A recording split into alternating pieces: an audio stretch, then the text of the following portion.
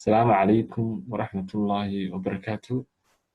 kusoo dhawaada dhammaan walaalayaal Somali Web Trader. Magacaygu Cabdirasaaq. Maanta waxaan bilaaban doonaa haddii Ilaahay yiraahdo cashir horta muhiim ah oo ah course dhan oo dhammaystiran insha Allah tacaala. Cashirka maanta iyo cashirada ku xiga soo gelin doona insha Allah tacaala. Maanta cashirkeena koowaad waxa uu ku saabsan yahay waxa loo yaqaano forex ama sidoo maqashiin suuqa weyn ee maanta suuqada adduunka suuqa weyn loo oran karo ee forex trading-ka ayuu ku saabsan yahay. Haddaba waxaan maanta ka wada hadli doonaa inaad maqashaan laga yaabaa in qof asxaabtaada aad ka maqashay. Marka maanta waxaan ka sheekaysan doonaa bal waa maxay forex ama aan kusoo gudbin doonaa introduction ku saabsan ama warbixin ku saabsan waxa uu hortiya. Marka waa maxay forex asoo maqashaa laga yaabaa ama qof asxaabtaada ku jiro ama qof ku jira maqashay. Forex marka waxa loo soo gaabiyay waa kelmad Ingiriis ah oo dad forex maqasho macna Ingiriiska aad dictionary kama soo leeysid laakiin waa erey laba erey oo la isku soo koobay oo la isku soo gaabiyay oo ahayd foreign exchange ama macnaheedu uu yahay isku beddelka lacagaha qaad waxaan u naqaan foreign exchange. Haddaba waxaa jira farqi u dhaxeeya isku beddelka sarifka oo loo yaqaan bill price and ask price ama gacan hore iyo gacan dambe. Marka lacagta la sarifo waxa farqiga jira laga faa'iido oo ah marna aad iska iibinaya marna aad iibsanaya. Markaas haddii lacagtu markay lacagtu ay hoos joogto ee qiimaheedu au jaban yahay waxaad samaynaysaa waad soo iibsanaysaa. Haddii uu qiimaheedu kor u kacana waad iska iibinaysaa. For example waxa la macno tahay adiga oo 5 sano ka hor guri iibsaday guriga laga siiyay lacag 10,000 maanta dib u iibiyay oo 15,000 ama 20,000 dib u siiyay. Macnaheedu waa saa markuu shay low yahay baan iibsadaa markuu high yahayna waa la iska iibiyaa. Macnaha buy iyo sell oo cashiraanta dambe insha Allah tacaala aan ku soo qaadan doono. Macnaheedu waa saas. Haddaan ka gudubno waxay noogu xiga haddaba haddaan aragno waa maxay forex trading ku saabsan waa maxay forex hada heshay waxa jira suuq wali ku soo gudo jirnaa waxa la yiraahdaa qiyaasaadka lagu qiyaaso suuqan oo ah suuqa ugu ballaaran maanta maaliyadeed adduunka jira. Isku beddelka maalinlaha ee lacagta waxa lagu qiyaasaa $6 trillion maalintii la isku weydaarsado ama lagu kala bedesho suuqan forex trading loo yaqaan. Marka lacagaha ugu badan ee hadda suuqan loo isticmaalo ugu waaweyn lacagaha xita Soomaaliya hadda ka raadiso waxaan baran doonaa insha Allah tacaala trading view ka leeyahay hatta ku qabto Soomaali shilin waad ka helaysaa laakiin Soomaali shilin ma lacagaha kala adduunyadu 90% ma aha reliable waxa laga wadaa ma aha wadamo dhaqaalahooda step by step loola socdo laakiinse waxa jira wadamo waaweyn oo dhaqaalahooda step by step loola socdo haday tahay shaqo la'aanta heerka shaqo la'aanta wadankaas ku marayo hadii loo yaqaano alaabaha wadankaas uu dhoofiyo hadii waxyaalo loo yaqaano kirooyinka guryaha ee wadankaas macnaha in data wadanka ku saabsan waa la heli karaa oo wax kabto oo soo baxa ama 3 bilood ama sanadkii ama bilshii ku soo baxa.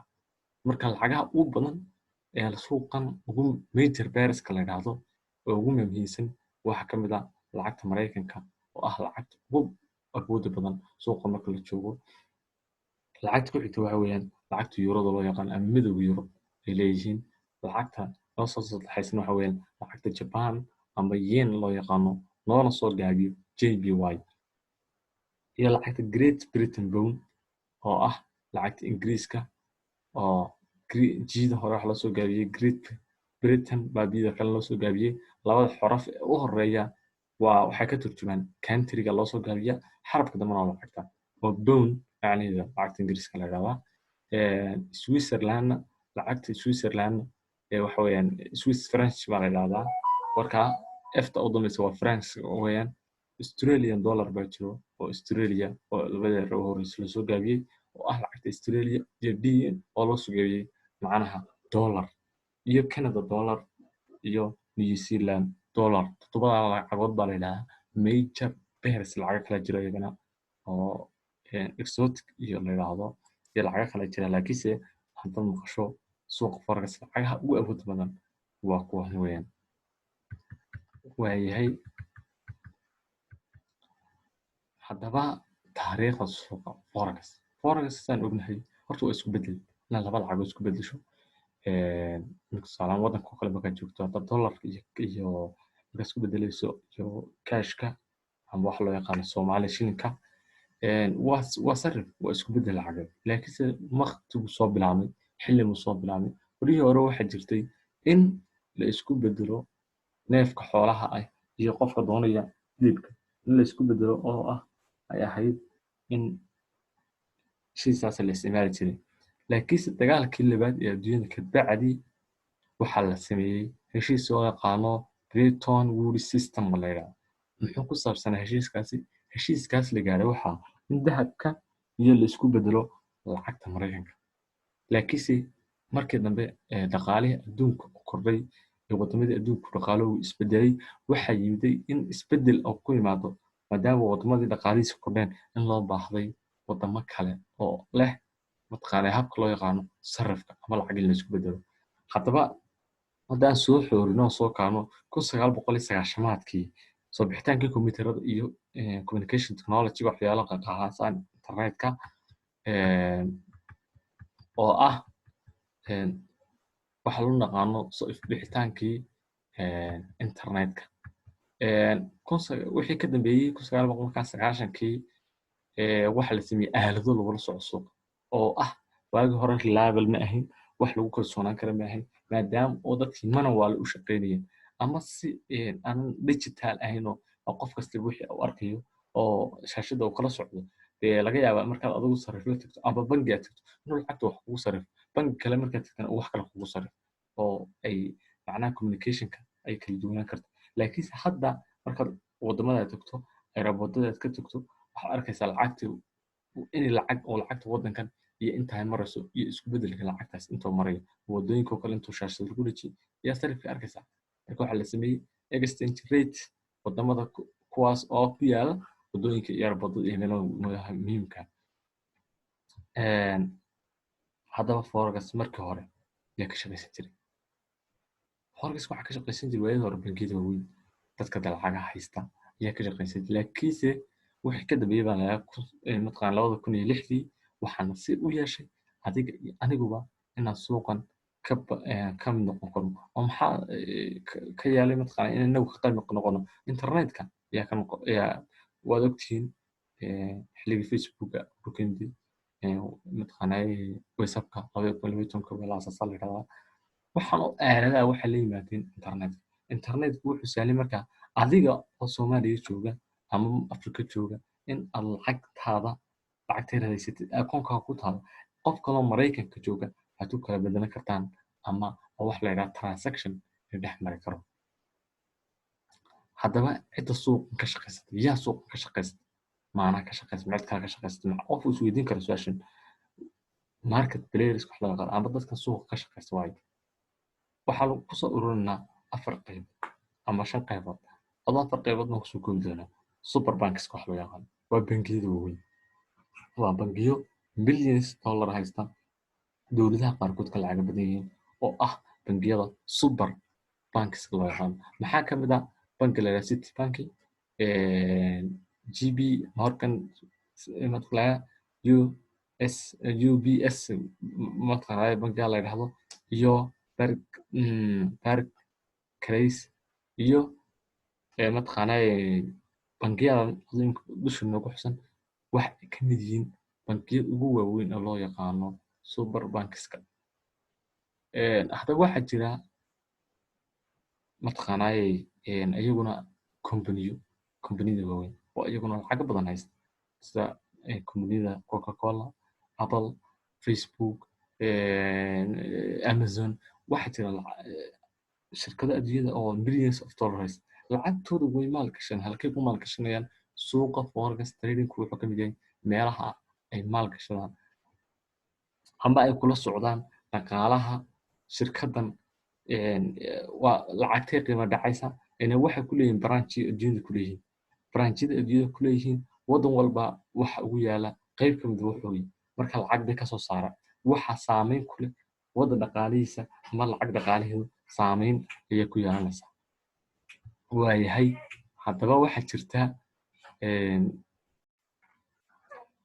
jira iyaguna wax loo yaqaano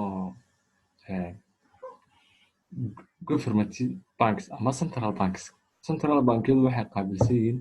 lacagta waddanka in lacagta waddankan uu iska leeyahay mataqaanaa la ilaaliyo oo waxa mas-uul ka ah waddan walba lacagtiisa bankiga dhexe ayaa ka mas-uula siduu uga mas-uul yahay wuxuu isku dheeli tiraa lacagta si uu wax loo yaqaano inflation waddanka uga dhicin ama wax loo yaqaano sicir bararka wax loo yaqaano marka governmentigu waxay sameeyaan waxay ku ilaaliyaan markii lacagta maraykanka tusaale kor u kacdo waxay sameeyaan interest rate la yiraahdo ama lacagta dulsaarka la yiraahdo ayay ku kordhiyaan lacagta maraykanka kor buu qaadaan marka dadkii lacagta maraykanka iibsanayay way iska daayeen markaa ka bacdi lacagta maraykanku maadaama uu dhimaankeeda yaraaday lacagta hoos buu dhacaysaa marka lacagta hoos u dhacdo dadkii danta marka ugu jirto maxay tahay lacagta maraykanka in hoos loo dhigo dadka dibadaha maraykanka wax ka iibsanaya qaaliga ku noqonayaan haddii lacagta maraykanka xoog kor ugu sii kacdo waxyaalaha ay ka iibsanayaan si marka ayna qaali ugu noqon dadkii maraykanka wax ka iibsanayay hoos waa inoo dhigaan si ayna u qiimo beelino dadka gudaha wax ku gadayna ay ugu qiimo beelina markaana waa in la sameeyaa in hoos loo dhigo lacagtan ka sheekeynaya interest rate ahaa si lacagta haddana kor loogu qaado saas bay markaa ay ku xadidaan lacagaha dalkooga sida ay maintenancegeeda u ilaalin lahayn lacagtaas inayna qiimo beelin ama una qiimo wax ka dhaafin waxaa jira iyagoo niman iskuulators la yidhaahdo hebcharis ama niman la yidhaahdo jira oo ah kuwa suuqa iyaguna kula saameyn weyn niman iskiliska bartay ah millions ka sameeya shirkadaha ka badbaadiya iyagoo mataqaanaaye khasaaraha iyo waxyaalaha ku nuuqa ama iskuulators waxa la oran karaa dadka caadiga ah suuqa bartay ee ka shaqaysta sidoo kale waxaa jira retailers baa jira oo inagoo kale dadka yaryar lacagaha yar suuqa lasoo galaa oo iyaguna mataqaanaa saameyn badan suuqa ku leh marka waxaa jira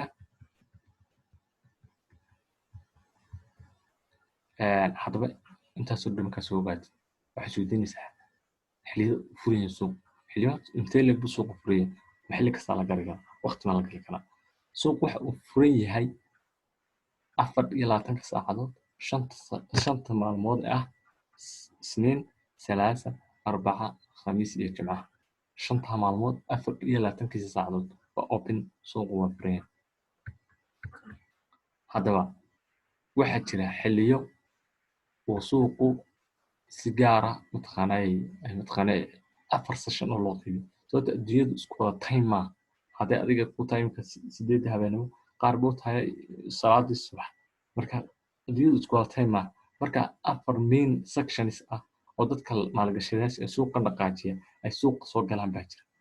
oo ku xishan qaaradaha ku xiran iminka tusaale ahaan Sydney session baa jira waa xilliga Australia ama qaarada Australia waa qaarada ognahay oo waddanka Australia xilligeeda Sydney session baa leeyahay waa session waa waqti mataqaanaa kamid ah sessionada suuqa ama waqtiyada suuqa furan yahay ee 4 qaybood la kala qaybiyo marka waxa ku xigaysa haddana Tokyo session oo ah xilliga Japan ama Asia oo ah dadka lacagta leh ee investorska waaweyn ay suuqa soo galaan ee Japan degan oo ah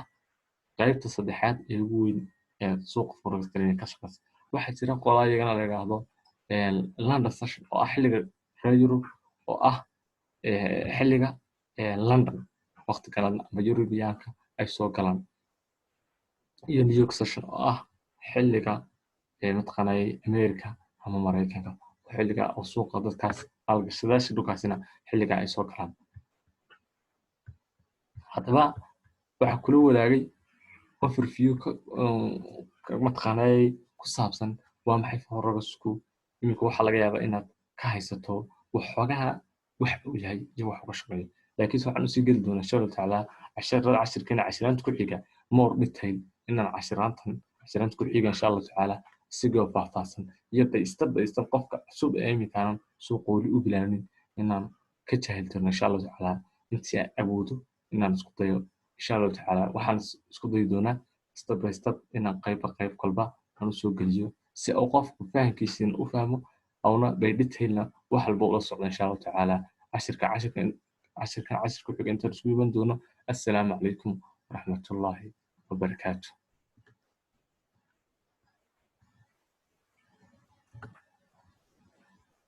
No, no, no, no, no, no, no.